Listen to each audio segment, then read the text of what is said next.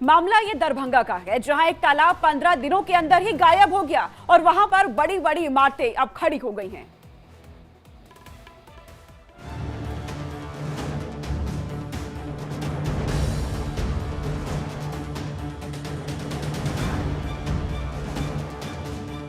बिहार के दरभंगा जिले में यहाँ कभी सरकारी तालाब हुआ करता था। मछलियां तैरती थी, छोटे बड़े लोगों को गर्मी से राहत मिलती थी। लेकिन रातों रात अचानक से वो सरकारी तालाब चोरी हो गया। सुनकर आपको थोड़ी हैरानी होगी, लेकिन ये सच है। कल तक जहां कभी 65 एकड़ में फैला तालाब हुआ करता था, वहां झोपड़ियां बन गई हैं। देखते ही देखते कुछ लोगों ने इमारतें खड़ी कर ली। सरकारी खाते में कैसरे हिंद के नाम से दर्ज तालाब भूमाफिया और करप्शन की भेंट चढ़ गया। भूमि माफिया और मतलब कि अपराध कर्मी लोग जो है दरभंगा शहर के अंदर जितने भी पोखर थे उनको भर करके बहुत सारे पोखरों को बेच दिया। ये तालाब दरभंगा के महेश पट्टी से शुरू होकर दुमदुमा तक फैला था। हैरान करने वाली बात यह है कि जब इसकी शिकायत पीड़ित पक्ष ने जिलाधिकारी से की, तो आरोपियों ने घर में घुसकर उनकी पिटाई कर दी।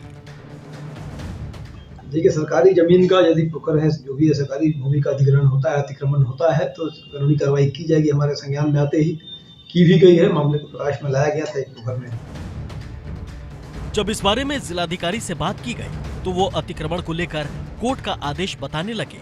पीड़ित के साथ मारपीट के मामले में कार्रवाई करने की बात करने लगे। लेकिन तालाब कहां गया, तालाब को किसने चोरी किया, इसका जवाब डीएम साहब नहीं दे सके। देखिए, जहाँ तक लोक भूमि के अतिक्रमण का प्रश्न है, इस संदर्भ में माननीय उच्च न्यायालय का भी आदेश एकदम स्पष्ट है कि सार्वजनिक तालाब, पोखर, आहर, पईन को कोई भी भरेगा तो हम लोग लोक भूमि अतिक्रमण अधिनियम के तहत अभियान चला के कार्रवाई करेंगे। बिहार सरकार भी जल जीवन हरियाली अभियान के अंतर्गत तालाब, पोखर, आहर, पईन को प्राथमिकता के साथ बाकी लोक भूमि को भी अतिक्रमण मुक्त कराने के लिए संकल्पित है।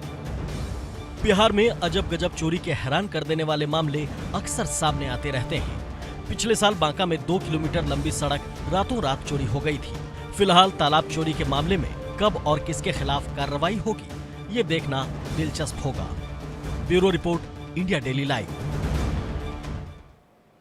और अब सीधा रुख करते हैं इस वक्त की बड़ी खबर का। झारखंड में राजनीतिक